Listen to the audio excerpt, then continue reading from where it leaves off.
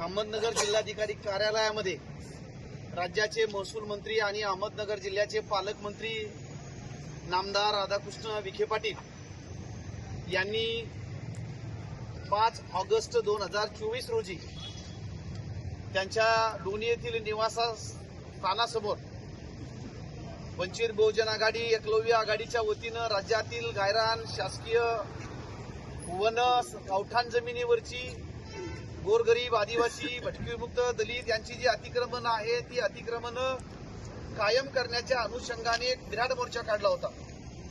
त्या मोर्चाला सामोरं जाताना त्यांनी त्याशी शब्द दिला होता की 16 तारखेला आपण सगळ्या अधिकाऱ्यांच्या समवेत एक बैठक घेऊया आणि आज माननीय नामदार राधाकृष्ण विखे पाटील यांनी जिल्हाधिकारी कार्यालयामध्ये या जिल्ह्याचे जिल्हाधिकारी सीओ ॲडिशनल कलेक्टर त्याचप्रमाणे फॉरेस्टचे पुण्याचे आणि नगरचे अधिकारी अशा सर्व अधिकाऱ्यांच्या समेत प्रमुख पदाधिकाऱ्यांची 1.5 तास बैठक झाली आणि राज्यामध्ये या गरीब समूहाच्या बाबतीमध्ये भेडसावणारा जो अतिक्रमणाचा विषय आणि त्या जागेचा विषय जो आहे त्या विषयाने खूप चांगली चर्चा झाली।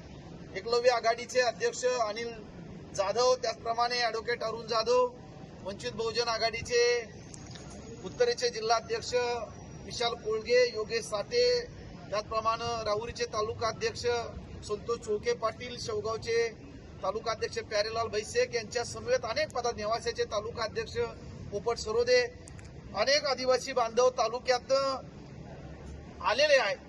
बैठक झाली, सविस्तरपणे चर्चा झाली आणि एक सकारात्मक तोडगा अधिकाऱ्यांना त्यांनी काही सूचना दिलेल्या आहेत। सुप्रीम कोर्टाचे डायरेक्शन गायरान जमिनीच्या संदर्भातले त्याचप्रमाणे गावोगावच्या वनसमित्या पुनर्गठित करण्याच्या अनुषंगाने अनेक अशा समाजाच्या दृष्टीने हिताचे असे काही निर्णय आज या ठिकाणी झालेत, त्यांनी सूचना दिलेल्या आहेत। त्यामुळे हा जो विजय आहे हा विजय आपल्या सगळ्यांच्या एकजुटीचा आहे।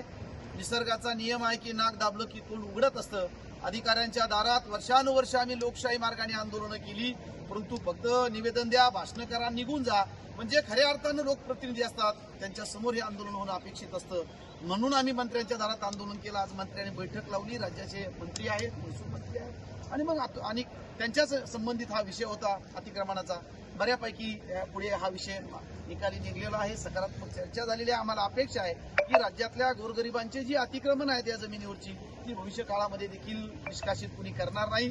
पूर्वीची जी अतिक्रमण आहे ती कायम होतील अशा पद्धतीचा निर्णय देखील आज या ठिकाणी झालेला आहे। हा आपल्या लढाईचा संघर्षाचा विजय आहे। अशीच लढाई अनेक प्रश्न घेऊन वर्षानुवर्ष आपले प्रश्न प्रलंबित आहेत, ते प्रश्न आपल्यालाच पुढे घेऊन जावं लागणार आहेत। ते प्रश्न घेऊन आपण पुढे जाऊया। आदरणीय बाळासाहेब आंबेडकरांच्या नेतृत्वाखाली मार्गदर्शनाखाली पुढची लढाई आपण करणार आहोत। धन्यवाद।